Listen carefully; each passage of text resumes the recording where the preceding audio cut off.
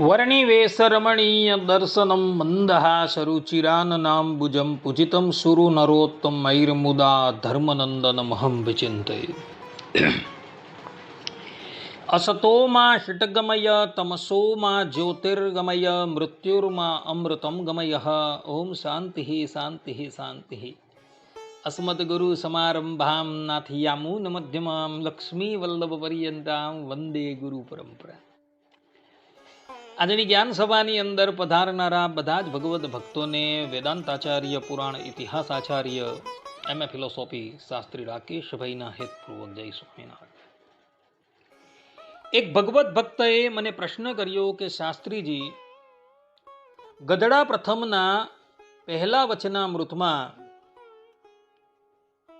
ભગવાન સ્વામિનારાયણ કહે છે કે ધર્મકુળને આશ્રિત એવો જે ભગવાનનો ભક્ત છે તે ભગવાનની ઈચ્છાએ કરીને બ્રહ્મમય દેહને પામે છે, અને જ્યારે દેહને મૂકીને ભગવાનના ધામ પ્રત્યે જાય છે ત્યારે કોઈક તો ગરુડ ઉપર બેસીને જાય છે અને કોઈક તો રથ ઉપર બેસીને જાય છે.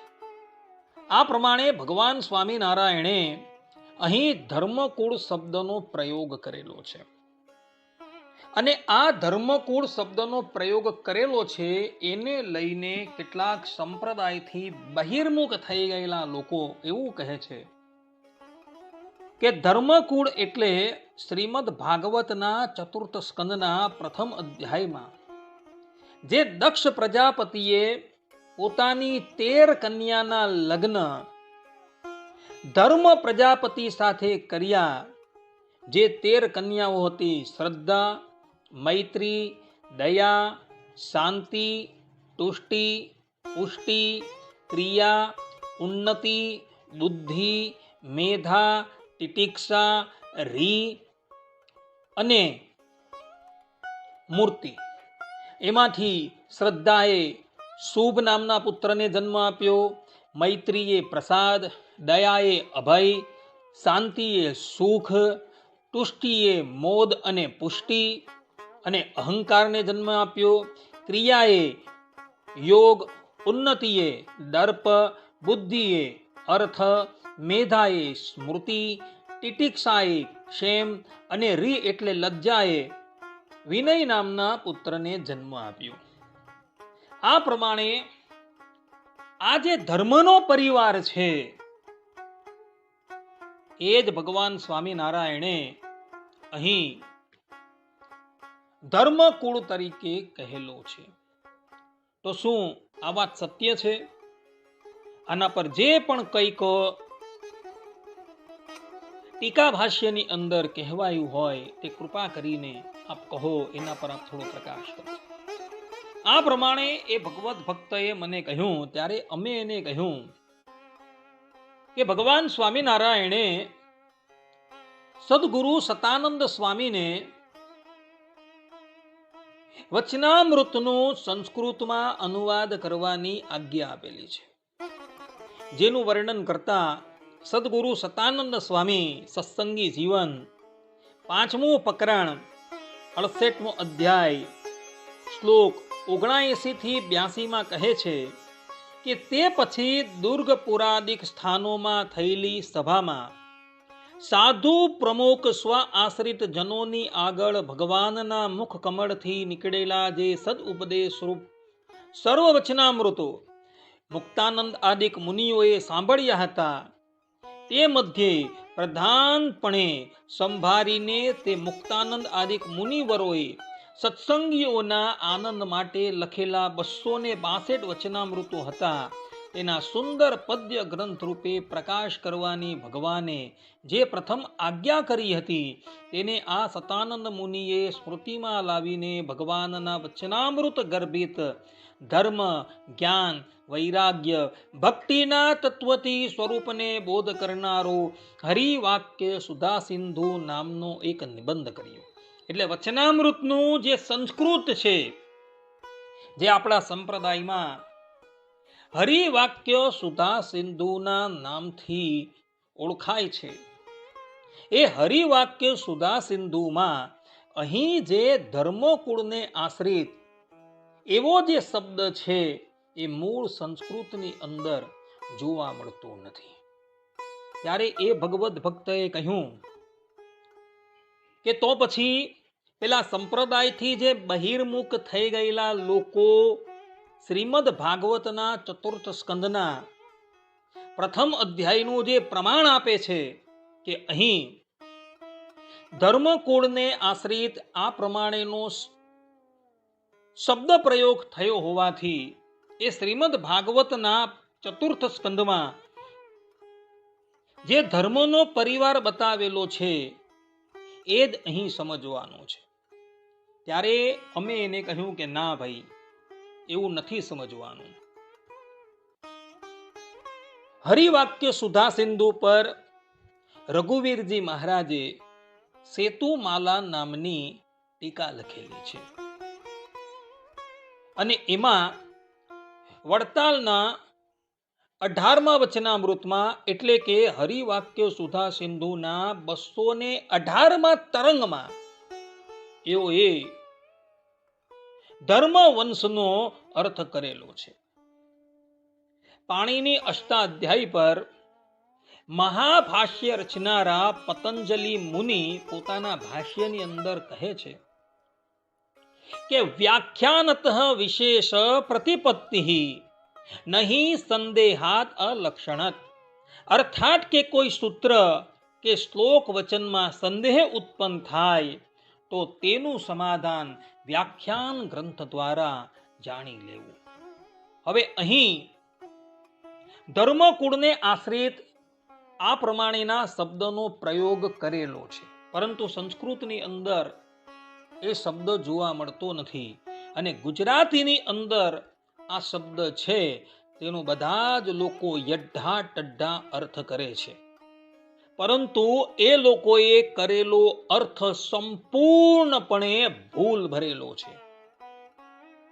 કારણ કે એ લોકોએ શ્રીમદ ભાગવતના ચતુર્થ સ્કંદના પ્રથમ અધ્યાયમાં જે ધર્મનો પરિવાર બતાવેલો છે એને એના પુત્ર પૌત્રાદિક બતાવેલા છે, એ ધર્મકુળનો અર્થ કરેલો છે. એ વાત સંપૂર્ણપણે ગલત છે.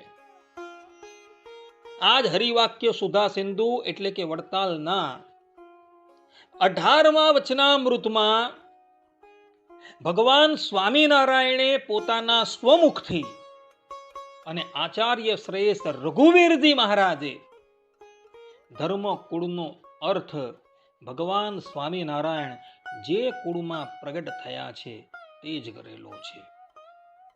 જેમ કે વડતાલના 18મા વચનામૃતમાં ભગવાન સ્વામિનારાયણ કહે છે, અને અમે અમારા ધર્મકુળનું સ્થાપન કર્યું છે તેની રીત જાણવી. આનો સંસ્કૃતનો અનુવાદ કરતા સદગુરુ સતાનંદ સ્વામી હરિવાક્ય સુધા સિંધુના શ્લોક 9ની અંદર લખે છે કે મયા અયોધ્યા પ્રસાદે ચ રઘુવીરે સુતે સ્વીકા ધર્મ વંશે અસ્તિ નિહિતા ગુરુ તેતી ગુરુક્રમઃ. અર્થાત અમે ધર્મ વંશમાં ઉત્પન્ન થયેલા શ્રી અયોધ્યા પ્રસાદજી તથા શ્રી રઘુવીરજી પુત્રમાં મારી ગુરુતા સ્થાપન કરી છે. આ પ્રમાણે ગુરુ પરંપરા જાણવી.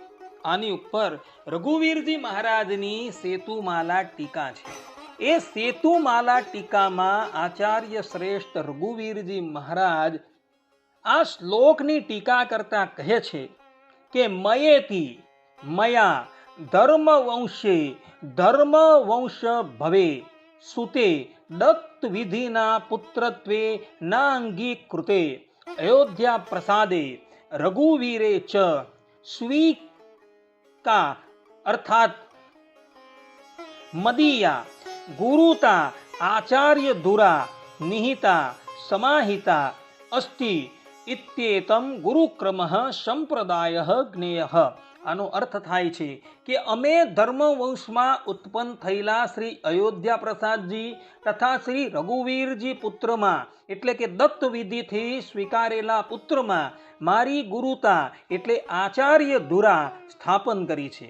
આ પ્રમાણે ગુરુ પરંપરા એટલે કે સંપ્રદાય જાણવો. આ પ્રમાણે અહીં સ્પષ્ટ રૂપે સદગુરુ સતાનંદ સ્વામી અને આચાર્ય શ્રેષ્ઠ રઘુવીરજી મહારાજ એવું કહી રહ્યા છે કે અહીં વડતાલના 18મા વચનામૃતમાં જે ધર્મકુળનું સ્થાપન કર્યું છે એનો અર્થ ભગવાન સ્વામિનારાયણ જે વંશમાં પ્રગટ થયા છે તે જ વંશ લેવાનો છે.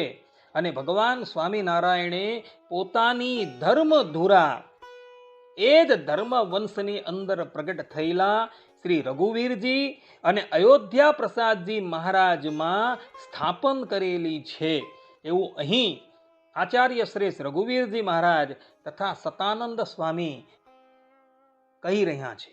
એટલે પ્રથમના પહેલા વચનામૃતમાં જે ધર્મકુળ શબ્દ આવે છે એ ધર્મકુળ શબ્દનો અર્થ જે લોકો યદ્ધાટદ્ધા કરે છે કે ધર્મકુળ એટલે કે ધર્મનો પરિવાર, એ પરિવાર નથી લેવાનો.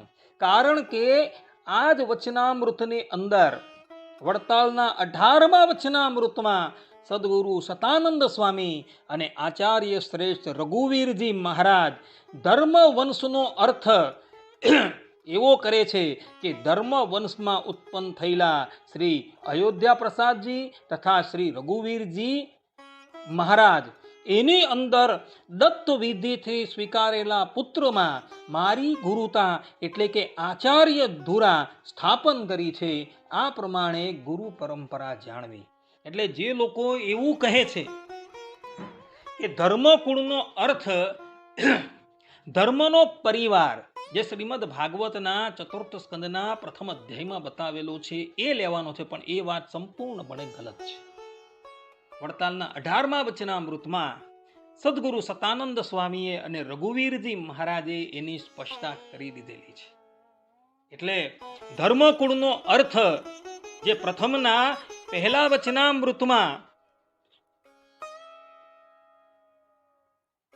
જે લોકો ખોટો અર્થ કરી રહ્યા છે એ લોકોએ આ વડતાલનું 18મું વચનામૃત જે છે એ જોવા જેવું છે. અને એ વચનામૃતનું સંસ્કૃત અનુવાદ થયું છે એ જોવા જેવું છે. ને એના પર રઘુવીરજી મહારાજની ટીકા જે છે એ જોવા લાયક છે. માટે ભક્તો, ભગવાન સ્વામિનારાયણે ધર્મકુળને આશ્રિત એવું જે કહેલું છે એનો અર્થ